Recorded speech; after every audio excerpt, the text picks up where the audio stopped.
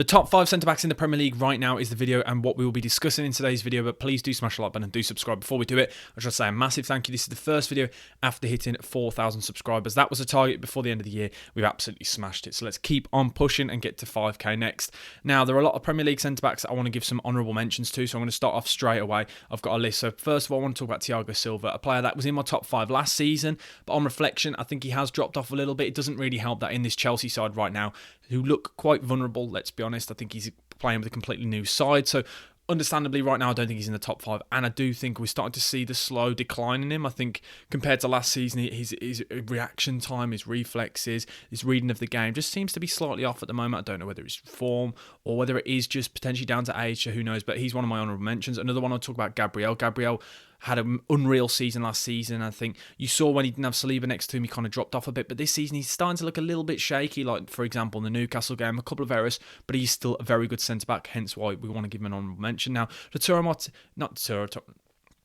Next, we're talking about Martinez for Man United, a centre-back that obviously has had a lot of injury problems this season. I've spoken about him before. I don't think he's one of the best, but I do think he is still a good centre-back, but for me, he doesn't get near the top 5. But we're going to just give him a mention just because I know a lot of people wanted me to discuss him. Next, we talk about Rafael Varane. Now, Rafael Varane, for me, isn't in the top 5, but another good centre-back, a player that I've spoken about that I do think is struggling with the physicality of the Premier League, but a lot of people, again, want me to discuss him, but he doesn't make my top 5. Another centre-back, Akanji. I think Akanji was unlucky to miss out on this. I think Akanji is one of those players that's really underrated, kind of really goes under the radar when you compare him to the other players that they've got in that squad. I think he's become one of the staple players that you see him playing week in, week out, whether he only be getting a few minutes, whether he be playing in the Champions League, whether he be starting. He's always in and around the squad, a player that I don't think anyone expected to become one of the players that he has done. Like, he signed for Borussia Dortmund. It was kind of an odd signing, but now he's one of the main men. So yeah, Akanji, honourable mention. Lewis Dunk has had a great season, a player that I like to talk about, but for me, not in the top 5, but other unreal centre-back, great on the ball. Another mention I want to give to Christian Romero. He's improved massively compared to last season, but he's still a little bit erratic and rash for me.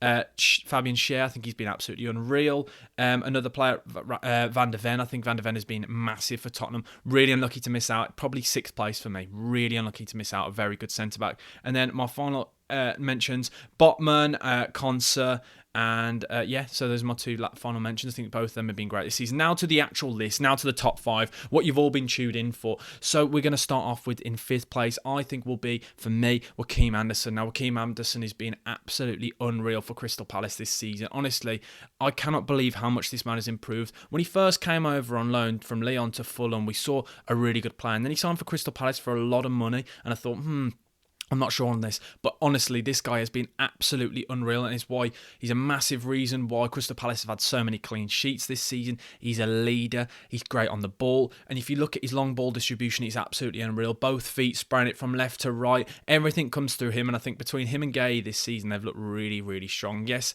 he's not kind of the most glamorous name, really, let's be honest, but I do think he could easily move on to a top 6 side. I think he's definitely good enough. This man is an absolute joke. I can't imagine him staying at Crystal Palace for too much longer, but I do really like him. So 5th place for Joachim Andersen. In 4th place now, I'm going for Ruben Diaz. Now, this will be a little bit controversial because a lot of people have this guy as kind of number 1 in their opinions, but I think now, as a complete defender, absolutely everything that you've got to take into account now in this modern game, I think Ruben Diaz kind of drops off slightly, but as an actual brute defender, defensively, this guy is absolutely unreal. But then kind of build-up play, I think there are other players that can add a little bit more, but I do really like Ruben Diaz again, another leader, and I think that really goes unnoticed, the kind of player that isn't the most exciting name, is he really? Like, because you look at some of the centre-backs that we're going to come on to later, kind of really exotic kind of footballers, the way they play, they're exciting defenders, but Ruben Diaz does the simple things, and that's why he's so good. But Ruben Diaz, for me, has got to be in that top 5. Number 4, I know a lot of people may have him higher, but for me, he's going to slot in just there, and it's not because I don't think he's good enough, I just think the next 3 are even better.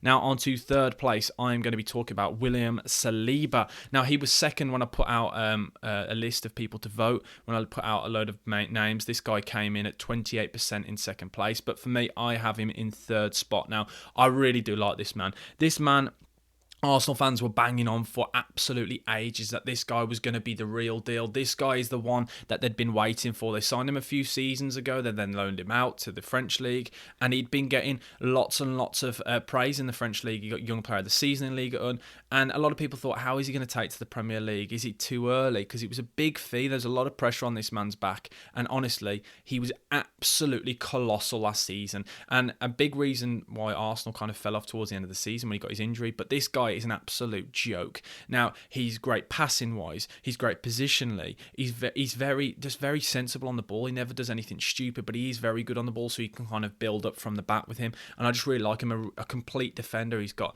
pace, just everything about him is exactly. He's got height, he's good in the air. Like when you design a centre back, he's kind of the player you'd want to design, isn't he? Really, I think he's been absolutely unreal yet again this season. I'm in love with the man. He's absolutely amazing. So that's why I've got Saliba in third. And now to the top two. Now these two for me were the easiest names on the list. I had to smash these two straight away into the top two.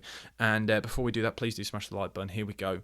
Second place, John Stones. I know a lot of people may have him in number one, but for me, the only thing that lets him down and in comparison right now is because kind of he isn't really a centre-back, is he now? He kind of pushes on forward. You can find him sometimes in the most advanced positions because he plays in this new Pep Guardiola system where he kind of bombs on forward. I think that's the only reason why you can't whack him in first, because he isn't really a centre-back, but he kind of is. It's like a really difficult one because it's a new position, like he's adapting, and kind of in a couple of seasons' time, I think a lot of players will be playing in kind of this kind of system. But right now, as a centre-back, this guy is a joke. When he came over from Everton to Manchester City, there were a lot of question marks. In those first couple of seasons, a lot of people said, I like him kind of thing, but he's got a lot of errors in his game. And we spoke about that. Like there were quite a lot of errors. Like at the very start, I remember in quite a few cup games, he's falling over, and at times it looked like he was going to be let out the door. There was rumours of him going to Arsenal and Tottenham and other clubs like that, but this man has kind of improved so fast, and I think it's really helped, and I think a lot of it is down to the fact that he's been playing next to Ruben Diaz, because he's become so much more mature on the ball, so much more assured. This guy has been absolutely colossal for Manchester City now in the last couple of seasons. Massive for that treble and massive for them this season. And when you've seen him come, because I know he had an injury at one point, and when he's come back into the squad, you've seen how much he's lifted them. This guy is a joke. He is so good. And as we spoke about, his passing out from the back is one of the things that is absolutely massive. And the way he drives with the ball, because he holds on to it so well. But as an actual defender as well, I think this guy is elite. He's world class. Like, I think pretty much this top three, the top four are world class. These are some of the best centre backs on the planet. Like these guys are a joke, and I think John Stones is absolutely massive for Man City, and he's unlucky to miss out, because I think my number one is Virgil van Dijk. Now, a lot of people may be going, "What are you doing?" Maybe a couple of years ago, but I think we're seeing Virgil van Dijk kind of really adapt his game. He's getting as close as to the level as he was before the injuries back in about 2020, when this guy was the best defender on the planet. I think he's getting as close to it that as we've seen since. He is so good, and what I really like about him now is he's kind of adapted. His defending style is really interesting to watch. I really like it. He never kind of jumps in. He just reads play. It's very rare you see him actually have to make a tackle. He intercepts play, or he shepherds players out wide. Like, I think positionally has been so good this season. He is still yet to be dribbled past this season in the Premier League. I know a lot of people meme and joke about those kind of stats, but I do think that's absolutely massive. And I think it kind of shows you the style of his defending, the way he just pushes players out wide and forces players backwards. And we spoke about before in previous seasons and on this channel his distribution and how good that is, and how colossal he is when he's got that ball at the back. He's great in the air, and we spoke about those cross-field passes, and we've seen a lot of that this season. A lot of balls into Darwin Núñez and players like that going on forward, and he has been absolutely massive for them this season. That's why I think Virgil van Dijk right now is the best Premier League centre-back. So my top 5 Premier League centre-backs in the league right now: in 5th place, we have got Joachim Andersen for Crystal Palace. In 4th place, we've got Ruben Diaz for Manchester City. In 3rd place, we've got William Saliba for Arsenal. In 2nd place, we've got John Stones for Man City, and in 1st place we've got Virgil van Dijk for Liverpool. There's some great centre-backs in that list, but let me know down in the comment section below your thoughts on those top 5. Let me know whether you kind of disagree, any players that you think I should have given more honourable mentions to, and just tell me what you're thinking for your top 5, because I always find this really interesting. I love to hear what your thoughts are. I reply to every single comment, but thank you for watching. BucketHatSam over and out. Thank you. Goodbye.